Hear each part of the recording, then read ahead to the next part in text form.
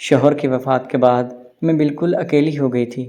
میرے سسر نے میری عدت بھی پوری نہیں ہونے دی، مجھ سے اپنے کمرے میں بلایا اور کہنے لگے کہ تم میری بیوی بن جاؤ۔ اور پھر میرا نام سعدیہ ہے، میری عمر اس وقت 28 سال ہے، میں اپنے ماں باپ کی اکلوتی بیٹی تھی۔ میرا تعلق ایک نارمل گھرانے سے تھا، ہم نے بہت زیادہ امیر تھے اور نہ ہی بہت زیادہ غریب، بس اپنے گھر میں سکون سے اور عزت سے 2 وقت کی روٹی کھا رہے تھے۔ میرے ماں باپ نے میرے لیے اچھا رشتہ تلاش کیا تھا۔ میری شادی شاہد کے ساتھ ہوئی تھی۔ شاہد بہت اچھا اور نیک لڑکا تھا، وہ میرا بہت خیال رکھتا تھا، وہ اتنا پیارا تھا کہ آپ لوگوں کو کیا ہی بتاؤں، لیکن کہتے ہیں نا کہ قسمت میں جو لکھا ہوتا ہے اسے کوئی بھی نہیں ٹال سکتا۔ میرے ساتھ جو ظلم ہوا تھا اس کی داستان آپ لوگوں کو آج سناؤں گی، جسے سننے کے بعد آپ لوگ کانوں کو ہاتھ لگائیں گے۔ میری شادی کو ابھی 1 سال ہی ہوا تھا کہ میری ساس کا انتقال ہو چکا تھا۔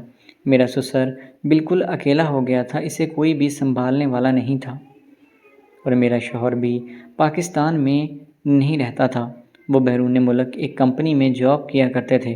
ہماری شادی کو 5 سال ہو چکے تھے، میرے ہاں کوئی بھی اولاد نہیں تھی، گھر پر صرف میں اور میرے سسر ہی ہوا کرتے تھے۔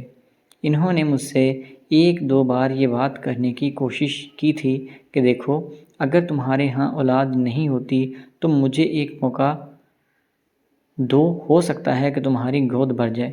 میں جب یہ سسر کی بات سنتی تو میں کانوں کو ہاتھ لگاتی اور انہیں برا بھلا بھی کہتی، اور بات جب میں اپنے شوہر کو بتاتی تو شوہر کہتے کہ کچھ نہیں ہوتا، وہ میرے باپ ہیں، اگر انہوں نے کچھ ایسا ویسا کہہ دیا تو برداشت کر لو، ان کا دماغی توازن آج کل ٹھیک نہیں ہے۔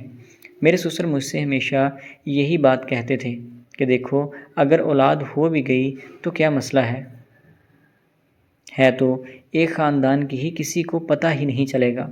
لیکن میں اس گناہ سے ہمیشہ بچنا چاہتی تھی، میں نے کبھی بھی ان کو اپنے قریب نہیں آنے دیا۔ 5 سال بعد مجھے فون آیا جس میں مجھے یہ بتایا گیا کہ میرے شوہر کا انتقال ہو چکا ہے، جسے سننے کے بعد میرے پیروں تلے سے زمین نکل چکی تھی، میرے سر سے چھت بھی چھینی جا چکی تھی۔ اس کی وجہ یہ تھی کہ میرے ہاں نہ تو کوئی اولاد تھی، میرا شوہر اکیلا بھائی تھا، اس لیے میرے پاس کوئی بھی جواز نہیں بنتا تھا کہ میں اس گھر میں رہوں۔ یہ صدمہ اتنا گہرا تھا کہ میں خود کو سنبھال نہیں پائی تھی، لیکن مجھے میرے سسر کافی مطمئن دکھائی دے رہے تھے۔ مجھے یہ سمجھ نہیں آتی تھی کہ بیٹے کا غم میں وہ دکھی کیوں نہیں ہوئے، کیونکہ وہ تو بالکل حشاش بشاش پھرتے رہتے تھے۔ میرے سسر بہت ہی فٹ اور تندرست محسوس ہوتے تھے کیونکہ وہ کھیتوں میں کام کیا کرتے تھے۔ آج بھی ان کو اگر 2 عورتیں لا کر دے دی جائیں تو وہ ان کو سنبھال لیں گے۔ میرے سسر نے 1-2 بار مجھ سے بھی یہ بات کی تھی کہ دیکھو، تمہارا شوہر یعنی میرا بیٹا تو اب اس دنیا میں نہیں رہا، اب ہم ہی ایک دوسرے کا سہارا ہیں، تم خود کو سنبھالو اور آگے کا سوچو کہ آگے کیا کرنا ہے۔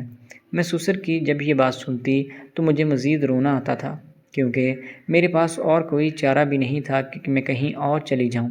ابھی میری عدت چل ہی رہی تھی، اس لیے میں کچھ بھی نہیں بولتی تھی، کیونکہ میں یہ گھر چھوڑ کر کہیں بھی نہیں جا سکتی تھی۔ میرا کوئی بہن بھائی بھی نہیں تھا، میرے شوہر کو فوت ہوئے ابھی 3 مہینے ہی ہوئے تھے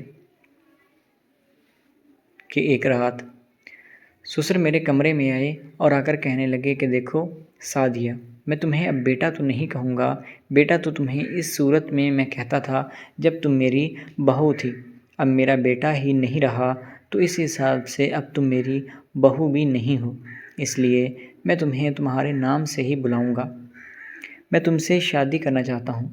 سسر کی بات سننے کے بعد میں اور بھی رونے لگی تھی کہ اسے بیٹے کے غم سے زیادہ اپنی شادی کی خوشی چڑھی ہوئی ہے۔ مجھے بالکل بھی سمجھ میں نہیں آ رہا تھا کہ میں کیا کروں۔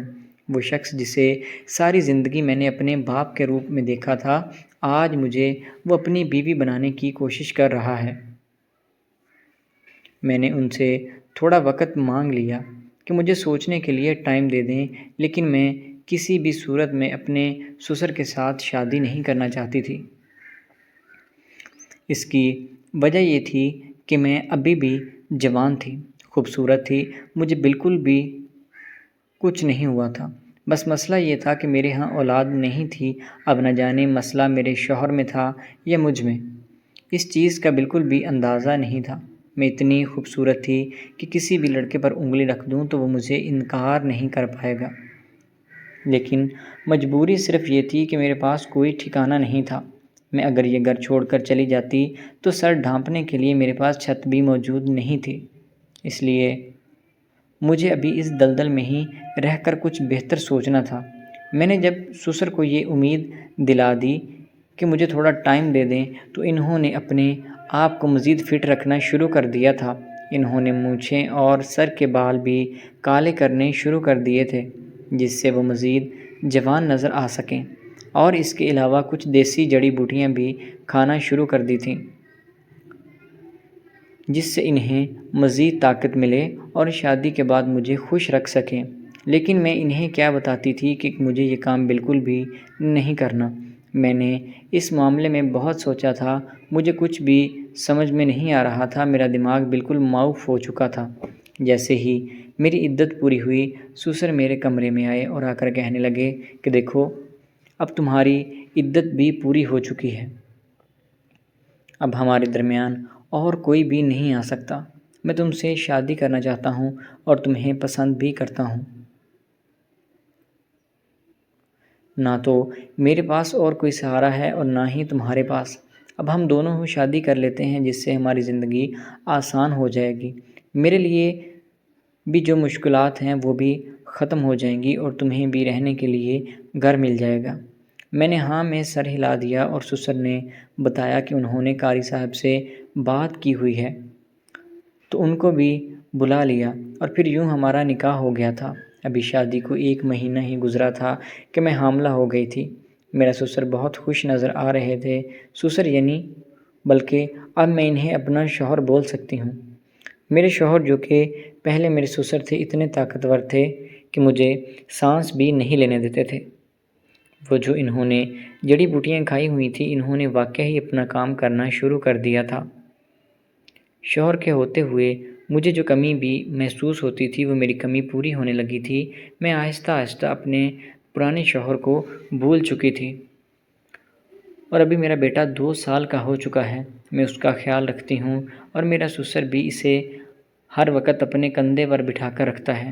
اس کی بھی زندگی میں جو کمی تھی وہ پوری ہو چکی تھی۔